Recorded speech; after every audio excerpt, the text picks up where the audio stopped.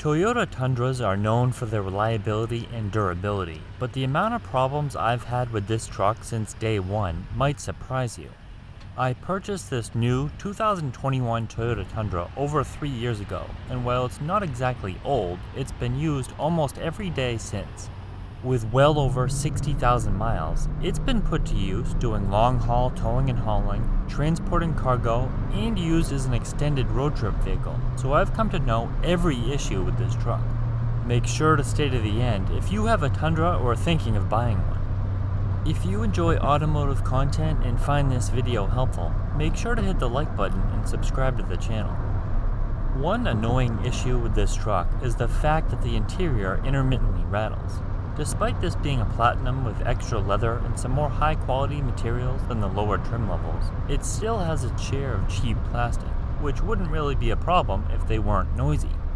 The rattles are most pronounced in the morning after sitting all night, and even more so when the outside temperatures drop below 60 degrees.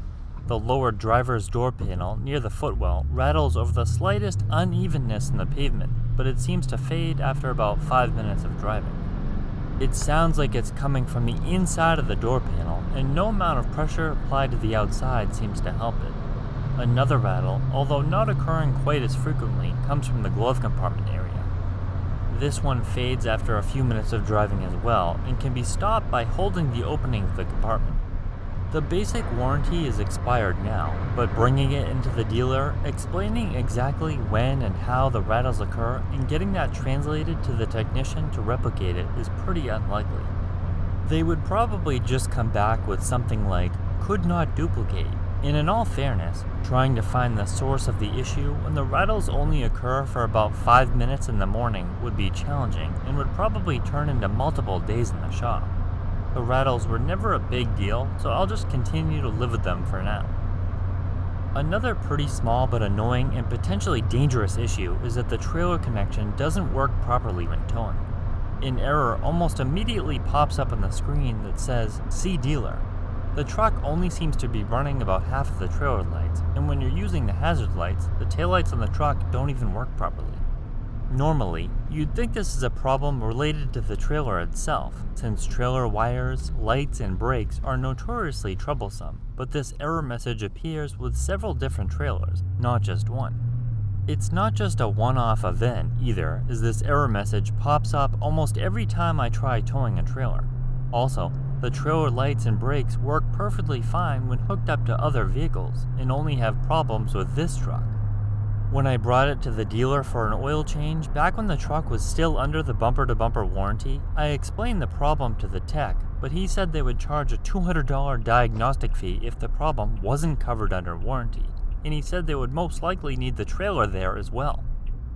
For an issue that is a complete safety hazard, a $200 diagnostic fee for a truck that was only a couple years old at the time seems unreasonable. The problem is most likely related to the connector where the trailer gets plugged in, so I'll need to replace that at some point, and hopefully that will fix the issue. It's not very fun when you're hours away from home and your trailer brakes and lights start malfunctioning.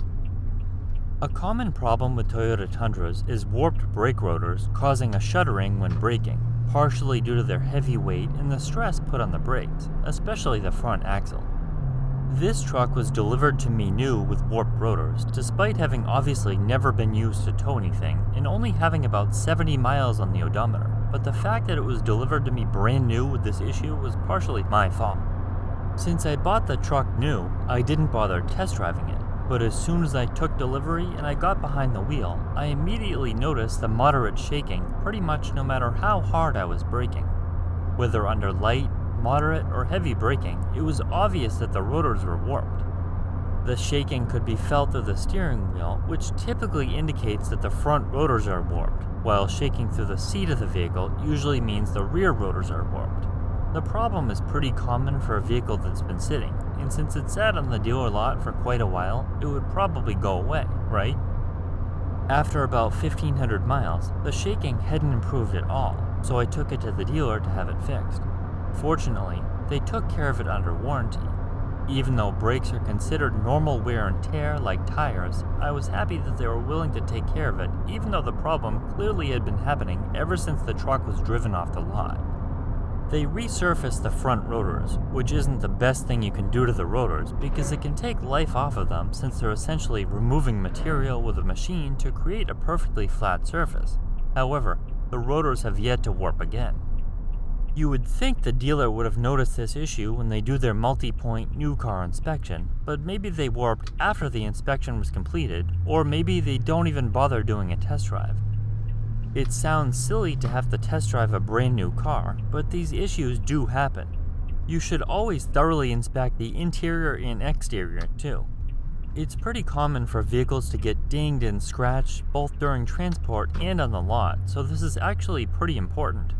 Also take a quick test drive to check out the mechanics before taking delivery, because you don't want to end up buying a lemon if it could have been avoided with a 5-minute test drive. This truck has obviously been very reliable and the issues are very minimal. All trucks have their issues, some more than others, and thankfully, this one hasn't needed to spend any time in the shop.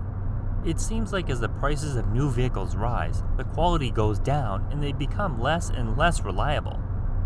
The second generation Tundra came out for the 2007 model year, and while it underwent a cosmetic redesign in 2014, the mechanics stayed pretty much the same. By the time this truck was built, Toyota had years to iron out issues, of which there were some, but not too many. Further, while this truck is occasionally used to do truck things, it spends the majority of its life in traffic and driving normally, as is the case with most truck buyers nowadays. After all, they have more in common with luxury SUVs than old-school pickup trucks. I've towed heavy trailers on long trips, filled the bed with various cargo, and taken it on long road trips for vacations, and aside from the problems mentioned, it's been absolutely perfect. In fact, it's one of the best road trip vehicles out there. As far as service goes, all of the fluids are changed according to the section in the service manual for special uses. As a result, the transfer case fluid, differential fluids, transmission fluid, oil, and all filters are changed relatively frequently.